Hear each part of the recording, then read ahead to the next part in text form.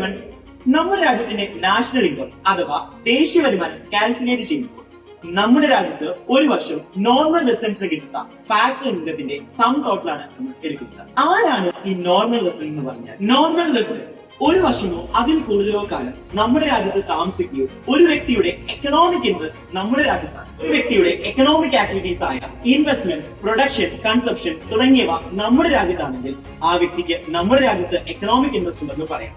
അപ്പോൾ ഒരു വർഷത്തിൽ കൂടുതൽ നമ്മുടെ രാജ്യത്ത് താമസിക്കുകയും എക്കണോമിക് ഇൻട്രസ്റ്റ് നമ്മുടെ രാജ്യത്തായ ഒരു വ്യക്തിയെ നോർമൽ റെസിഡന്റ് എന്ന് നമ്മൾ വിളിക്കുന്നു. അപ്പം ഇന്ത്യയിലെ സിറ്റിസൺ ആണെങ്കിലും ഒരു വർഷത്തിൽ കൂടുതലായി ഇന്ത്യക്ക് പുറത്ത് താമസിക്കുകയാണെങ്കിൽ ആ വ്യക്തിക്ക് കിട്ടുന്ന ഇൻകം നമ്മുടെ നാഷണൽ ഇൻകം അക്കൗണ്ടിൽ കാൽക്കുലേറ്റ് ചെയ്യുന്നതല്ല. അപ്പൊ നമ്മുടെ രാജ്യത്ത് താമസിച്ച് നമ്മുടെ രാജ്യത്ത് നിന്ന് ലോൺ എടുത്ത് കാനഡയിലൊക്കെ പോയ നമ്മുടെ ചങ്ക് അവൻ സമ്പാദിക്കുന്നത് ആ രാജ്യത്തിന് വേണ്ടിയാണ്. അങ്ങനെയുള്ള നിങ്ങളുടെ ചങ്കുകളെ ഈ കമന്റ് ബോക്സിൽ മെൻഷൻ ചെയ്യുക.